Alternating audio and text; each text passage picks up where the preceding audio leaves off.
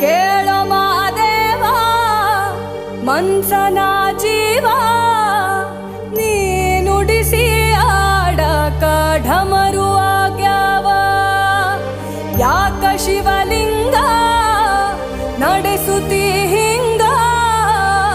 ಏನೇನೂ ಇಲ್ಲಯ್ಯ ನಮ್ಮ ಕೈಯಾಗ ಎಡವಿಸಿ ತಾಳ ಉರುಳಿಸಿ ದಾಳ ನಡೆಸಿದಿ